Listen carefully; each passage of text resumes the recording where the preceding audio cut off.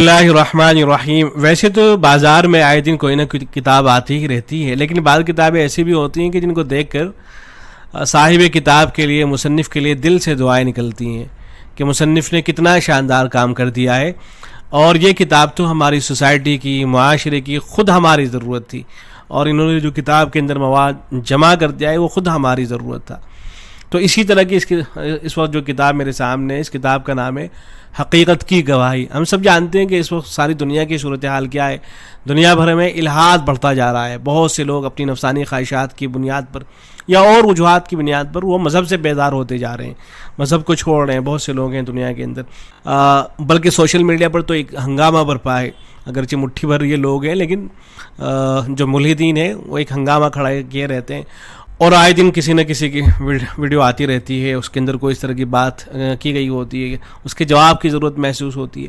تو جو اعتراضات ہوتے ہیں اسلام کو لے کر، مسلمانوں کو لے کر، یا مذہب کو لے کر کہ مذہب کیوں ضروری ہے، اور یہ جو آج کل سائنسی نظریات ہیں ان کی روشنی میں مذہب کو دیکھنے کی کوشش کی جاتی ہے.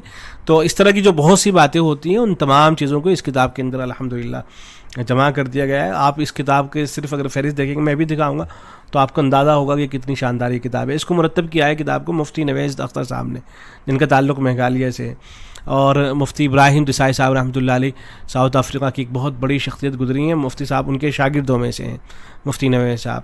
اور ان کا چونکہ نانیہال وہ سب کا سب ابھی بھی کرسچن ہیں، عیسائی ہیں وہ سب کے سب، تو ان کی طرف سے جو بہت سے سوالات ہوتے ہیں، بہت سے باتیں ان کی طرف سے معلوم کی جاتی ہیں، ان کو بھی پیش نظر رکھا ہے مفتی نویز صاحب نے. اور اچھی بات یہ ہے کہ اس کتاب کی جو تعریف ہے وہ حضرت مفتی یاسر ندیم الواحدی دامت برکاتہم العالیہ نے بھی کی ہے.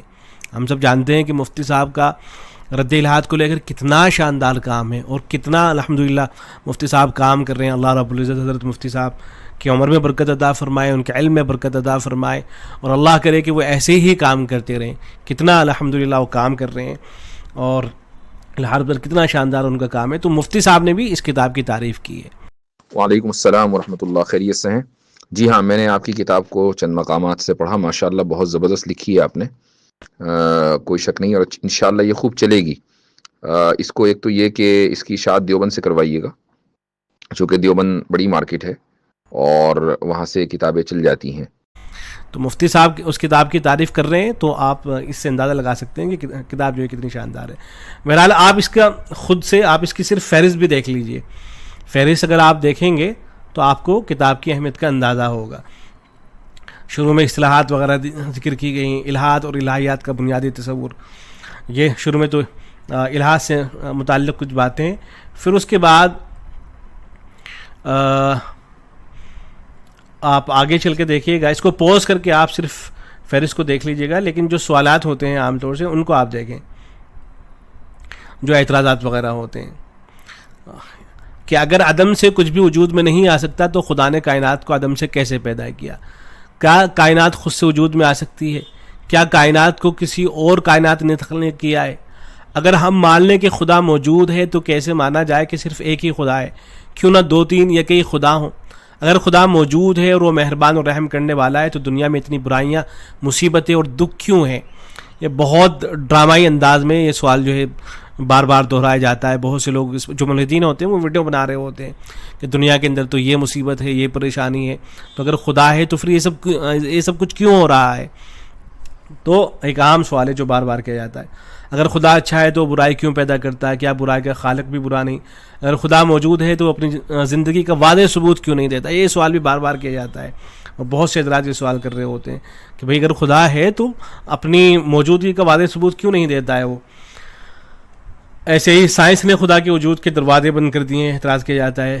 مذاہب کو سوسائٹی میں نظم قائم کرنے کے لیے گھڑ لیا گیا. بات بار بار دہرائی جاتی ہے کہ مذہب جو ہے اصل وہ اس لیے پیدا کیا گیا تھا تاکہ لوگوں کے درمیان میں نظم و نسق قائم رہ سکے.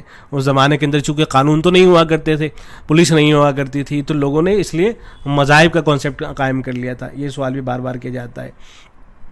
اور پوز کر کے دیکھیں گا یہ جتنی بھی باتیں ہیں، اللہ کو کسی کی عبادت کی ضرورت کیوں ہے؟ یہ بھی سوال کیا جاتا ہے. اللہ کی عبادت صرف انسان ہی کیوں کرتے ہیں؟ اور